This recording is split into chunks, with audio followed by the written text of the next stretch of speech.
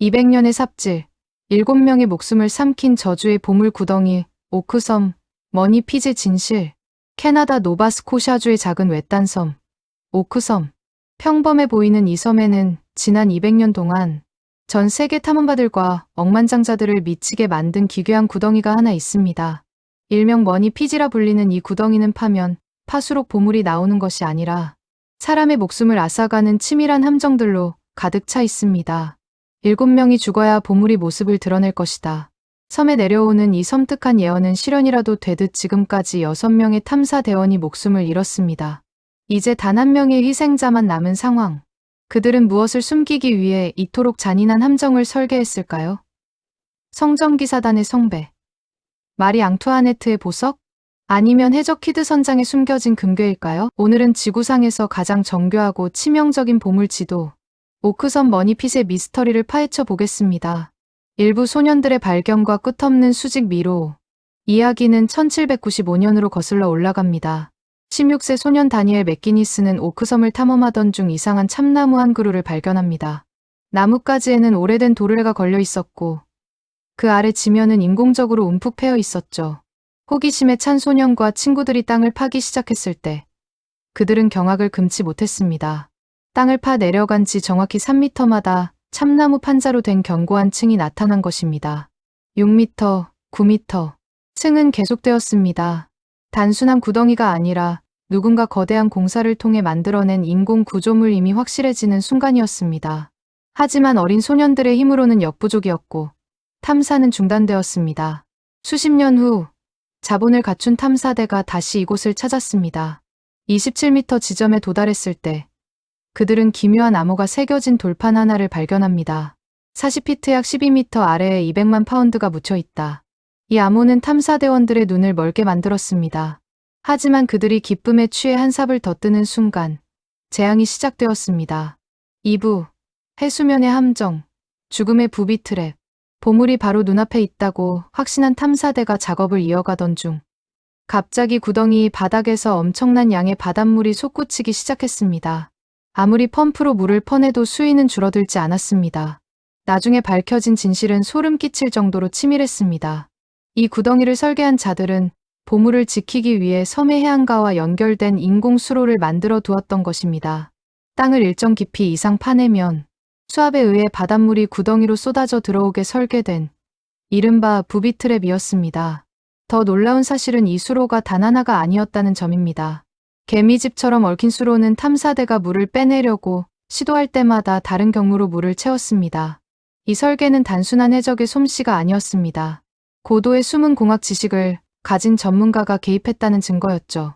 사람들은 묻기 시작했습니다. 도대체 무엇을 숨겼기에 수백 년 전의 기술로 이토록 정교한 수중 요새를 구축했을까요? 3부, 쏟아지는 증거들, 그리고 희생자들. 실패를 거듭하면서도 탐사는 멈추지 않았습니다. 200년 동안 이어진 작업 끝에 구덩이 깊은 곳에서 믿기 힘든 유물들이 쏟아져 나왔습니다.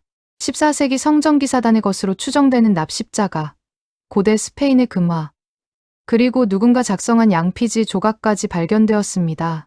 양피지에는 베 혹은 와라고 적힌 희미한 글씨가 남아 있었는데 이는 이 구덩이가 단순한 전설이 아님을 증명했습니다. 하지만 대가는 혹독했습니다. 1861년 구덩이의 수직 기둥이 붕괴하며 첫 번째 희생자가 발생한 것을 시작으로 유독 가스 중독과 기계 사고 등으로 총 6명의 목숨이 이 구덩이에 묻혔습니다.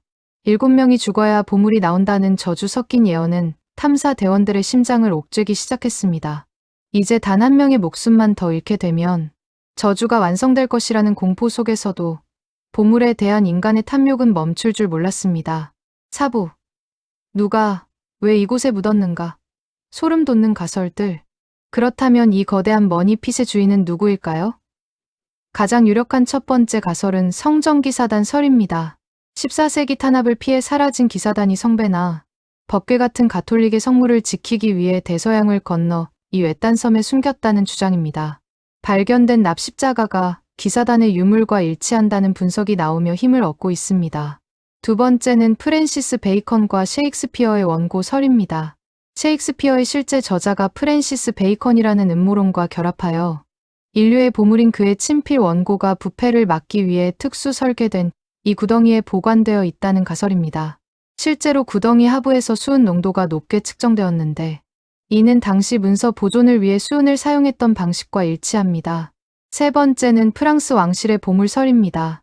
프랑스 혁명 당시 마리 앙투아네트가 자신의 보석을 지키기 위해 충직한 신하들을 시켜 이곳에 숨겼다는 전설입니다.